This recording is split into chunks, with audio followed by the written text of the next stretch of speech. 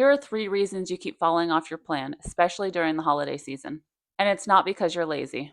The first one is you don't have a plan and you're just winging it as you go, especially during the holiday season when we make every excuse to not have a plan because everything's not consistent. Our schedules look different every week, and we just want to make that excuse. And we're hoping we're just able to pull it off on our own. So if this is you, go ahead and write down a plan and try to stick to it for the whole season. I have a video on this exact topic and it's called my holiday game plan. And if you want to see what habits I plan on sticking to make it so I can go through the holidays without gaining any weight, you can check out that video and let me know your thoughts. The next one, your plan is too much and too complicated. It's the opposite problem. You're either making complicated meals, or you have very strict dietary rules, or you're intentionally under eating because you plan on indulging a little bit. If the plan doesn't fit into your real life, which includes work, family, errands, and how to deal with the holidays, it's not you failing, it's the plan. So a good solution to this is to have repeatable breakfasts and lunches. For me, that is fruit for breakfast, and that might be a little different for everyone, but try to stick to a fruit that you really enjoy. Make it attractive so you want to do this every morning. In the summertime, it was easily watermelon every single day. These days, I kind of struggle with it because it's cold, so even I don't have this one down perfectly, but it's always between applesauce or a banana smoothie. If you're not a fruit kind of person, maybe you're somebody that likes to stick to oatmeal every morning. Have that oatmeal every day and don't think about anything else because it's all a distraction. Same goes for lunch. Maybe you like having macro bowls, or maybe your consistency is just having leftovers from dinner. Either way, make it a no decision kind of thing. You know that this is what you're doing and that's what you're having every day for breakfast and lunch. As far as dinner goes, I've suggested this before, but make it a dinner rotation. Have your favorite 3 to 5 meals, and those are what you rotate through every single night. That way, you don't have decision fatigue and you just stick to the plan.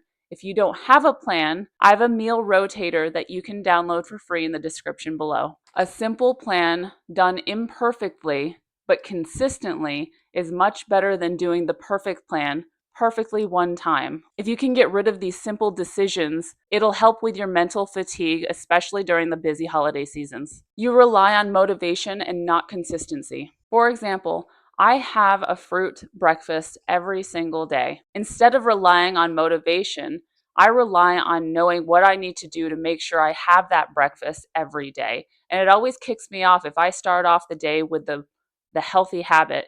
The rest of my day just follows through a lot easier. So that means I need to order groceries and make sure I have enough fruit on hand so I can always have fruit breakfast. If you're not well prepared, you're going to fail. The other habit I rely heavily on is my daily walk. This is not something I have to motivate myself to do. It's always an easy enough task to get done, and if you make the task attractive and easy, you are more likely to get it done. So a walk is that go-to for me. And if you have a hard time remembering any of these habits, we have awesome technology at our hands at all times. It's our phones and our calendars. You can just program in a daily reminder and alarm to go off so you remember to take that walk. You have an all or nothing mentality, which is especially a big mistake this time of year. Say you have a cookie at a potluck, and that makes you want to have 10 more cookies plus a bag of chips. Just because you decided to enjoy something in the moment doesn't mean you have to drag the rest of your day down with you. You didn't ruin your day. So learn to course correct instead of falling off completely. Instead of starting over tomorrow or starting over Monday, start again right now. It's not a big deal. And if you ever thought about any time you've ever decided to start again on Monday and how that worked for you,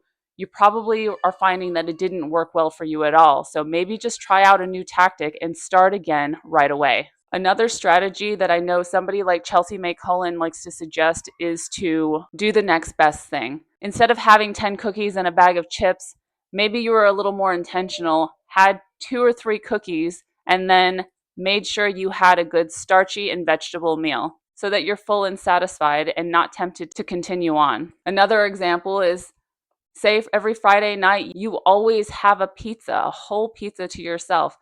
Maybe instead of a whole pizza, you have half or 3/4 of a pizza and a lot of vegetables. This act doesn't sound perfect, but it's better than what you would normally have done. So try to make small tweaks or improve on it little by little. Another good example of this all or nothing is exercise. I know a lot of people, including myself, I will think that if I can't go to the gym or spend at least an hour doing exercises, that I might as well not do anything at all. Instead, it would be better for me to go ahead and throw in sets of push ups, squats, and pull ups right in the kitchen as I'm making dinner. I'd be better off getting in 2 to 3 sets per exercise while cooking dinner than not doing anything at all. So it's all these small wins, these consistent little wins throughout your week, throughout your year, that make up what you are going to look like health wise. Because more than likely, that healthy person in your life isn't doing everything perfectly all the time. I know it's hard to imagine because we're living in this world where we're watching all these raw vegans, fruitarians, and it looks like they're always eating and doing things perfectly, and maybe some of them are, but most of us really aren't. We're just doing our best in the moment. And our everyday, whether it's a lot of kids or a lot of commitments, makes it hard to be consistent, but that's why we have to find the little wins, our non-negotiables, and stick to those. So if I had to sum this up, stop trying to be perfect and look for consistent wins because it's the consistency that counts for the because it's the consistency that really matters in the long term. If you have any other great tips, especially for the holiday season as we are gearing up for all the festivals, all the school functions, all the family commitments, let me know in the comments below.